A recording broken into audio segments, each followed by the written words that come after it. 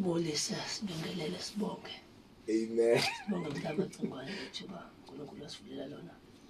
Lokuba sibe khona kule ndawo. Sangibona nomhlobo wami awumadoda. Mfundisi Mhlahla. Indoda lesayibamba awumadoda. uNkulunkulu enza into emangalisayo. So siyambonga uNkulunkulu. Praise the Lord. Siyabonga kakhulu. Uyazi umkhumbuza sihlezi nawe la sixoxa njengoba sixoxa nje nomfundisi uDladla unkosikazi mangifika ekhaya uthi unkosikazi isithando sami inapa yami khona amagama wawasebenzisa ngiwalibele uthi wazangiqeda nomfundisi mfundisi angingadli isikhathi lokho kusenhlizweni yakho uNkulunkulu akubekele isizwe ngicela ukwethule. No asibonga siyambonga uNkulunkulu. Amen. Siyibulisa nakuba laleli emakhaya. Yes, I think uNkulunkulu uvula iminyango khona lohlabela uthi uvula iminyango evaliwe. Ayibonge inkosi. Amen. Siyabonga kakhulu. Ngicabanga ukuthi ke ukuze umuntu angathatha isikhathi eside esingaphezulu esasinikeziweyo. Sakhula sifundisa thina ukuthi faba umuntu wesikhathi. Yeah. Munezwe lento yenza yona uhlale phansi dedele abaningi abasesemva kwakho. So ke lo wangisiza ukuthini ke ngingabe umuntu othi ushoda ngesikhathi hayi angishodi ngaso. Okay. Yeah, no akhuleka isikhathi ngishodi ngaso no. Lokho nje unginikeza ngaso isikhathi ngishaya ngaso isikhathi mhlawumbe nangaphansi ke futhi ke kodwa lokusalayo abe ngifuna ukukhuluma so ngizobe ngikhuluma impela konke ngaqeda. Amen. Amen. No siyabonga uNkulunkulu. So I think iverse esikhuluma ngalo loku 1 John chapter 4 lona cishe ke yona ke izwe uNkulunkulu esizoncokola ngalo cishe uverse 16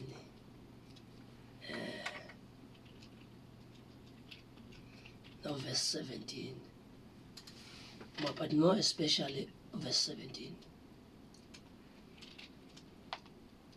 lithi in this way verse 17 love is made complete among us so that we will have confidence on the day of judgment.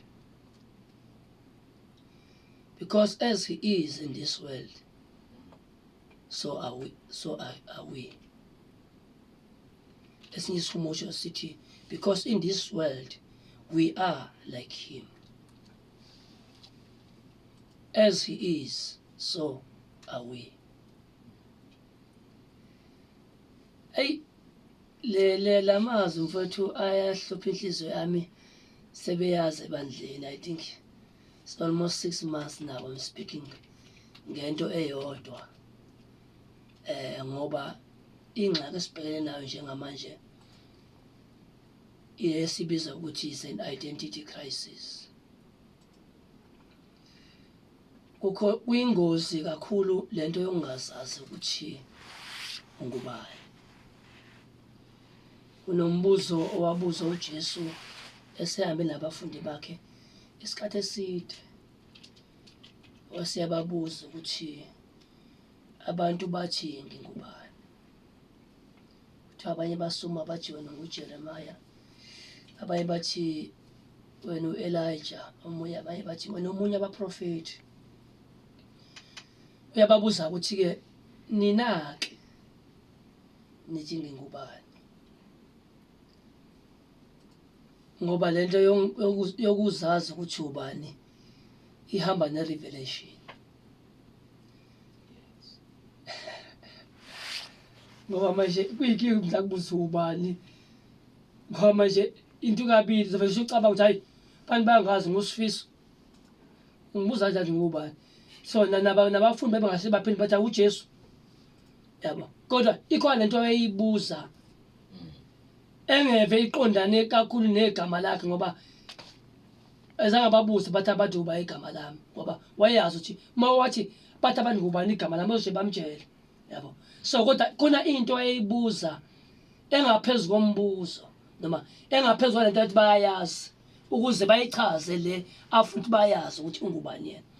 And iBhayibheli libeka kusobala ukuthi there's only one guy owathi tap in the word of the spirit wakwazi ukuthi abuye nempendulo. Sikuthatha phi lokho sizwe uJesu masethi congratulations Peter ngoba lokhu awukwambulelanga igazi nenyama kodwa ukwambulelwe uNkulunkulu osemazulwini. Kukhona izinto othola ukuthi uma ufuna ukuzazi ukuthi ubani ugcina udlula ebantwini nendlela abantu abakuqonda ngayo ngoba ukuzazi ukuthi ubani akukho in this world. Ukuzazi ukuthi ngubani kukomunye umhlaba ofanele usuke kulomhlaba wabantu nasekuphileni kwabantu ungene kwenye atmosphere ungene kwenye realm then uzobuya nempendulo ekushoyo nekuchazayo phakathi kwabantu ukuthi ungubani ngoba ungahamba nabantu endleleni bazi igama lakho bengazi ukuthi ngaphezu kwegama lakho ikhona into uNkulunkulu akubiza ngayo engafani nento abantu abakwazi ngayo. Uthi uNkulunkulu mezobusisa uAbraham uthi Abraham, before I bless you I will change your name. You will no longer be Abraham, you will be Abraham. You will no longer be Abraham, you will be Abraham, the father of many nations. uNkulunkulu uma uzohamba naye zifumane ukuthi what is your name? Your name represent your identity. Your name represent your future. Ilento uNkulunkulu akubiza ngayo abantu abangakwazi ukuthi ngubani.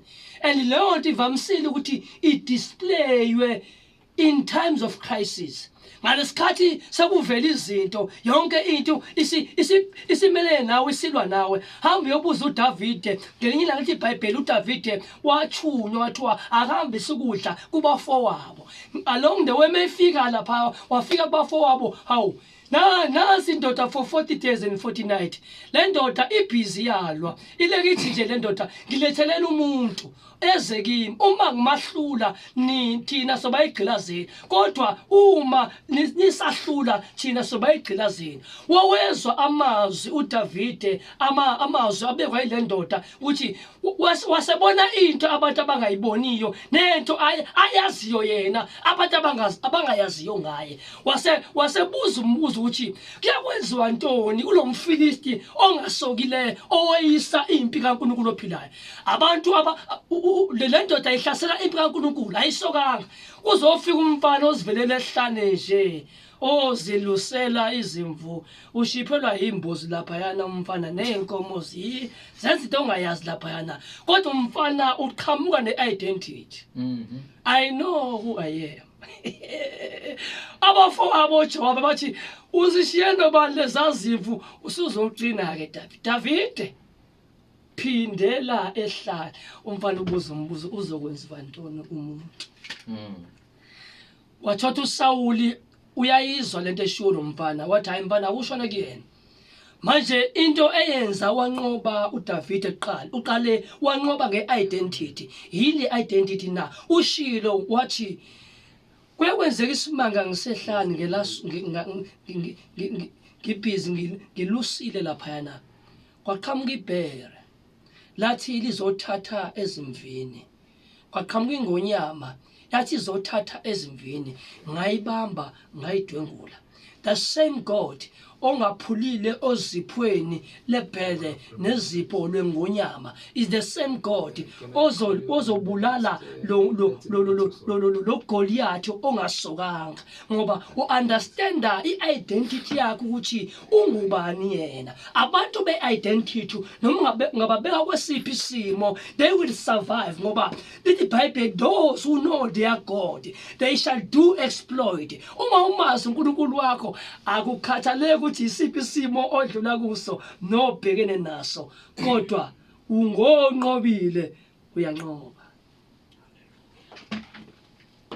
So lithi iBhayibheli lami ke njengoba enjalo yena sinjalo nathi kulelizwe kumele simazi ukuthi unjani ukuze sizazi ukuthi sinjani. Yonke into ayiyo siyiyo. Ngoba ezinye izinto ezisibulalayo namanje emhlabeni ukuthi izinto eziningi esiyizo siyasipostpone. Sizibeke ezweni elizayo kodwa sibe sinikeziwe njengamanje. Lokho uJesu ayikho. Nalokho uJesu asinqobela kona akahambanga nako wayohlala nako ezulwini ukuze sihlale emhlabeni sihlushwa izinto kodwa uJesu wethu ehleli ngawesokunene sikaNkulunkulu. Mufunda iBhayibheli lithi wasivusa naye wasihlalisa naye kwesemazulwini indawo positional noma singaba semhlabeni ngawo lithi iBhayibheli umhlaba izulu lihlala sakhe sobukhosi kodwa umhlaba isenabelo seinyawo zakhe, meaning noma sihlele emazulwini kodwa sinabile emhlabeni.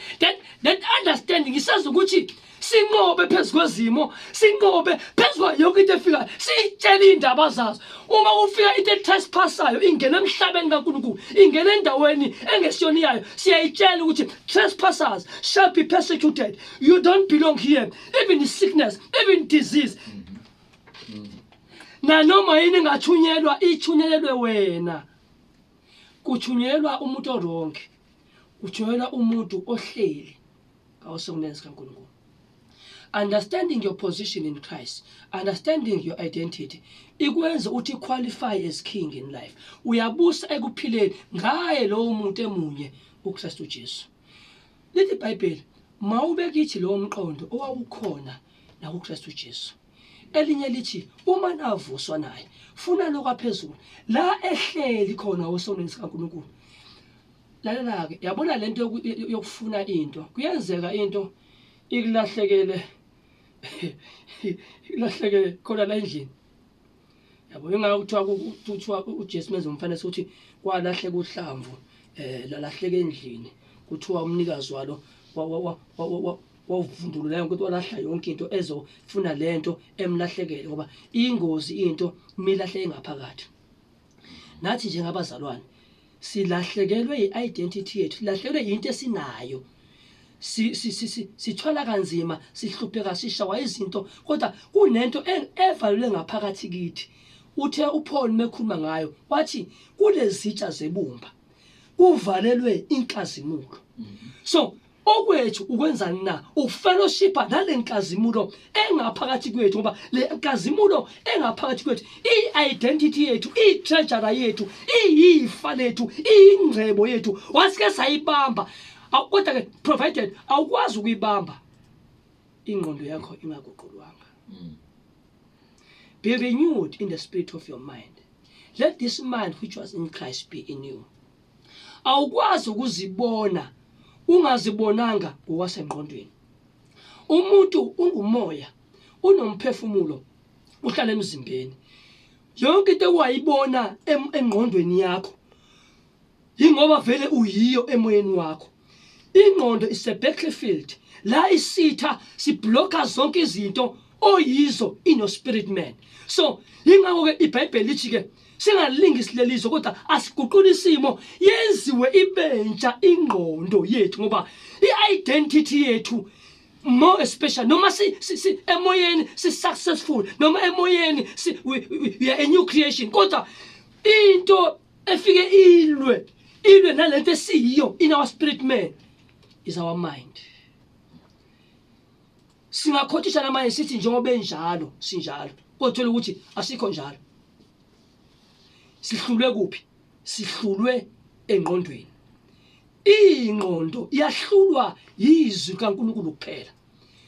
Lithi iBhayibheli abantu ababili abakwazi ukuhamba bengavumelananga. Amen.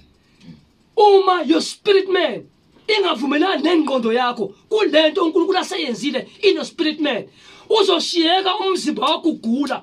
Sikhothisha iverse sithi ngemvimbo yakho siphilisiwe kodwa sigule siphilisiwe. Kwenzakale kuvimbe engqondweni. I-message ingqondo ayizange ibambe yazi yasinka in your inner man or in your heart ukuthi I am prosperous, I am being healed, I am a son of God, I am a new creation. Uyinto esho ukhuluma lento oyiyo kwesemazwini indawo ngoba uthi uJesu Kodwa Philip koze kubeni nginawe ungangazi.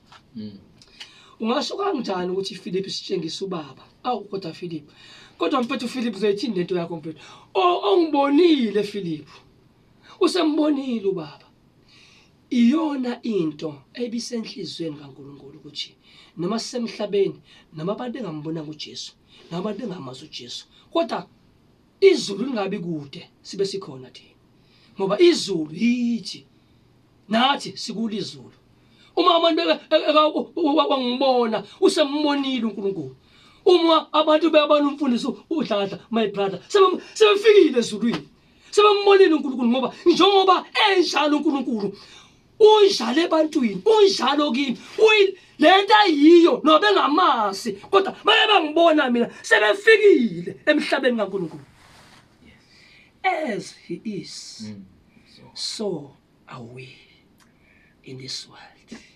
Abantu ake bambone uNkulunkulu kule crisis esikulo mhlaba onakele kule sikhathi esenzima kangaka lapho yonke into inyakaza ibuza ithi uphi uNkulunkulu wakho. Abantu ake iaddress yakaNkulunkulu ake ibonwe kithi.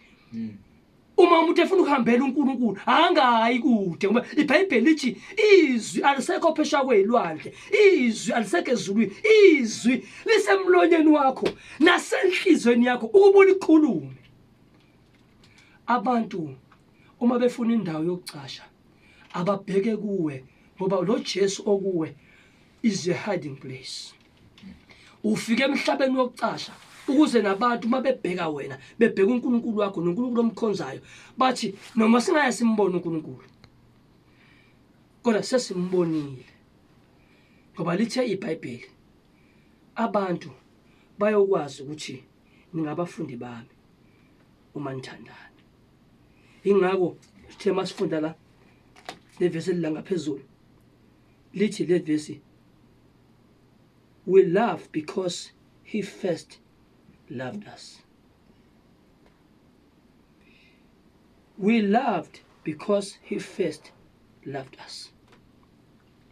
Sithanda ngoba nawe usithandile. Baningi abantu abashawa izinto la ngaphandle abadinga uthando lwaNkulunkulu.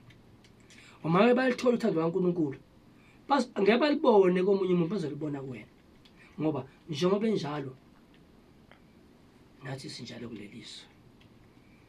That's the message uNkulunkulu ayibeka enhlizweni yami kulesi sikhathi esingena kuso.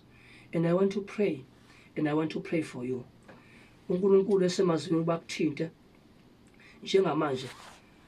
I feel someone ongilalele njengamanje has got a back pain. Not just a back pain, shoulder yakhe phezulu on the right side. There's someone who's got a pain, and I want to pray for you right now. Uba uNkulunkulu alele isandla sakhe phezu kwakho, and you receive your healing right now. In the mighty name of Jesus Christ, ngikhuluma nawe wena ongilalele njengamanje. Receive your healing. Yamukela ukuphila kwakho kule pain shoulder yaka right phezulu. Njengamanje ngilole isandla sami phezu kwakho. Be healed. Yamukela ukuphila njengamanje. Ukula kuphilisa njengamanje usalalele ngegama lika Jesu ukuphila kuyangena manje emzimbeni wakho. In the mighty name of Jesus Christ, I speak life. Now, right now, I'm tapping in to your world. I'm speaking to your space. I'm speaking to your situation. I'm speaking to your circumstances. Uba nanoma to yini manje ubhena njengamanje. uNkulunkulu wasemazulu uyangenelela phezulu isimo sakho is rearranging, changing your destiny. Njengamanje ngegama lika Jesu Christ, I speak. Uba uNkulunkulu wasemazulwini adale indlela lapho indlela ingekho khona. Ayivule indlela ngoba lithi iBhayibheli uNkulunkulu uveza indlela ehlane nemifula kwahlongasiwe. In the mighty name of Jesus Christ, the life of Christ, in Jesus' mighty name, we are healed. We give you praise, we give you glory. Ask more than you can imagine, according to the power that is at work in us. Kukhona amandla avalwe ngaphakathi kithi, khona amandla asebenza kithi, khona amandla ngenza izinto. Lawo mandla ayilento ayiyo nesiyo nathi emhlabeni. Be blessed usalalele ngegama likaJesu. You are coming out your situation. Uyaphuma esimeni sakho. Uyaphuma kwingcindezi. Uyaphuma kwi-depression. Ya uyaphuma ngegama likaJesu. Uyaphuma kwisimo okade wahlala kuso nesikubambileyo nesenza ukukulwa ngaveli. Uyaphuma kuso. uNkulunkulu wasemazulwini wenza indlela lapha indlela ingekho. You are coming out. You are coming out. As he is, so are you. As he is, so I am. Wathi uJesu noma wathi uNkulunkulu kuMoses ethi uMoses wathi Moses ngizofika ngithini, wathi batshele ukuthi the I am has sent me. The I am that I am has sent you. So uyilento uNkulunkulu athi uyiyo. Awusiyo lento ezithi izimo uyiyo. Udlulile ezimweni, ungaphezulu kwezimo. Awukhazwa izimo odlula kuzo uthi ubani. Wena uchaza izimo odlula kuzo uthi ngubani mina. Utshela izimo odlula kuzo ukuthi ubani. Wathi umfundisi Mahlaba ufaka inkinga enkingeni. Utshela izimo ukuthi I have come. If you can understand i-position esibekwe kuyo njengabatala baNkulunkulu, uma ufunda ngamaHebrews lithi iBhayibheli, we have come in Mount Zion. We are a city of the living God. Asibona abantu nje singonkulunkulu. If you can understand our identity in Christ, be blessed. In Jesus' name, amen.